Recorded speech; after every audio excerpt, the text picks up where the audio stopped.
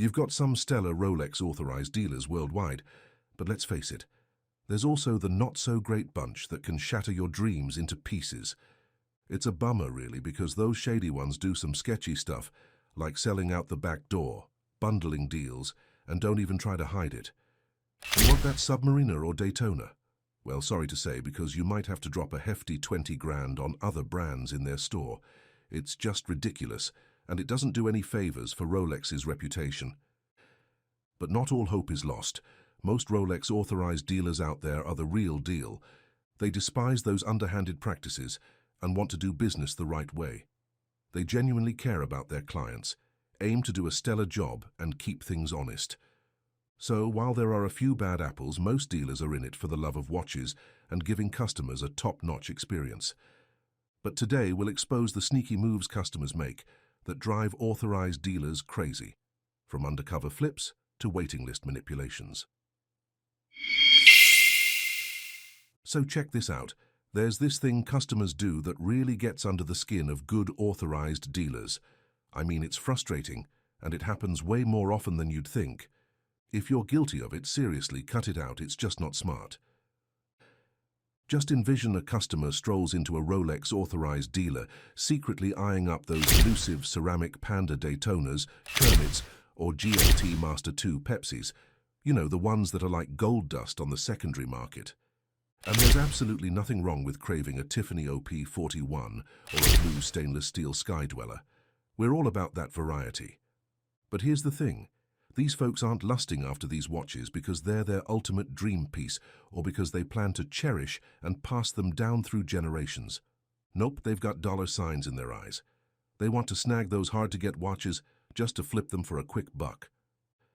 So you snag a Panda Daytona at the retail price of around 12 grand, and boom, you can flip it for over 30 in today's market. It's pretty mind-blowing when you think about it.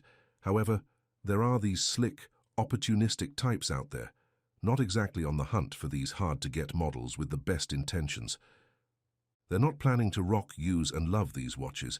It's all about the quick buck. Now here's the play-by-play. They stroll into the Authorized dealer, but of course they're not transparent about their true mission. No way. They play it cool, pretending to be interested in something else entirely.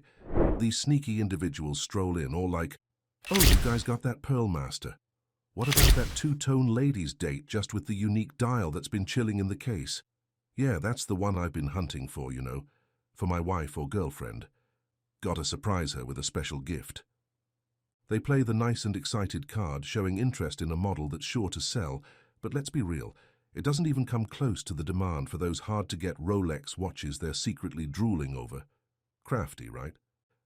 Yep, they pretend to be all keen on something else, like a Pearl Master or a swanky metal Datejust. The Authorized dealer, for a brief moment, gets a bit hyped, thinking, hey, I can make this person happy, score. But then comes the twist.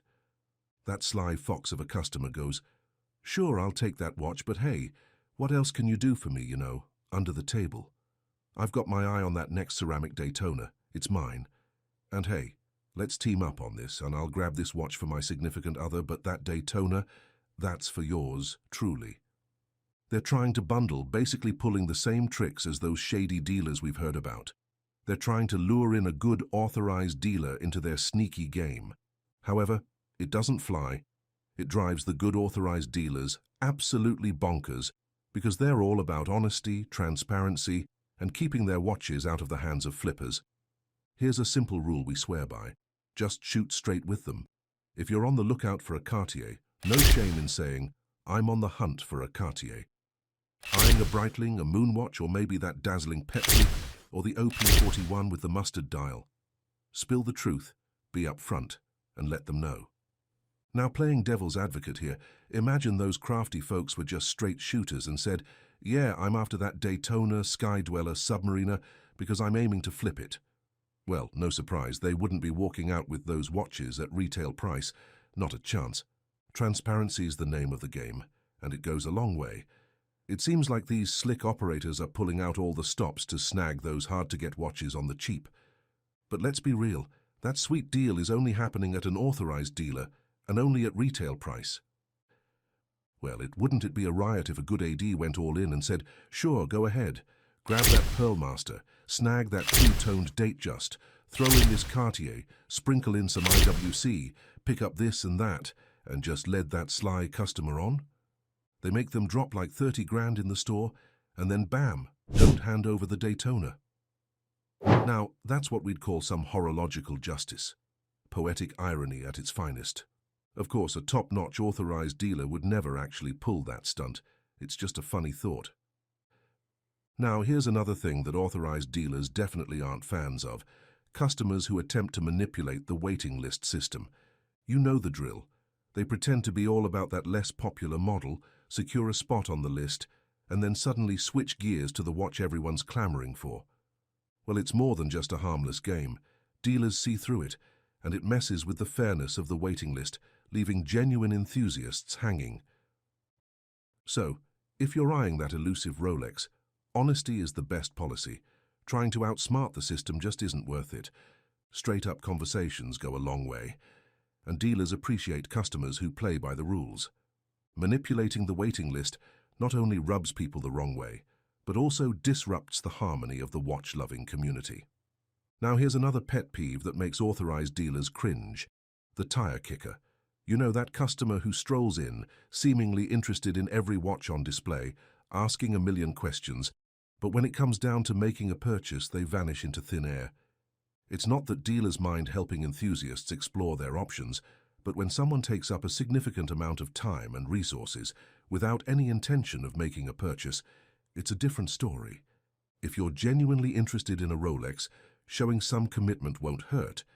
Dealers are more than happy to share their knowledge and assist you in finding the perfect timepiece, but wasting their time with no intention to buy is a surefire way to land on their not-so-favorite customer list.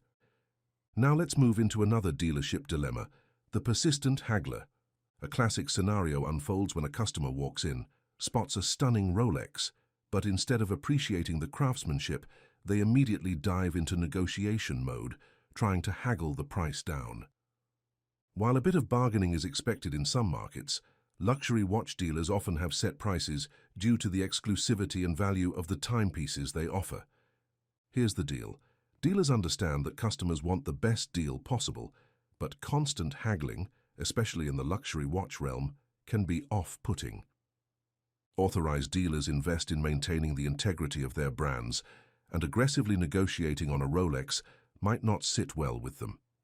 Instead of focusing solely on the price, consider the value, craftsmanship, and service provided by the dealer. Apparently, most authorized dealers are on the up and up, and they're not fans of these practices. So if you're one of the culprits, we're just going to put it out there. Cut it out. Seriously, let's nix this behavior, okay? Now, before we part ways, I want to hear from all of you. What's your take on these covert missions for coveted watches? Have you ever been tempted to play it cool and snag that hard-to-get piece? Or maybe you've had a stellar experience with an authorized dealer that deserves a shout-out. Share your stories in the comments below. I'm itching to hear them.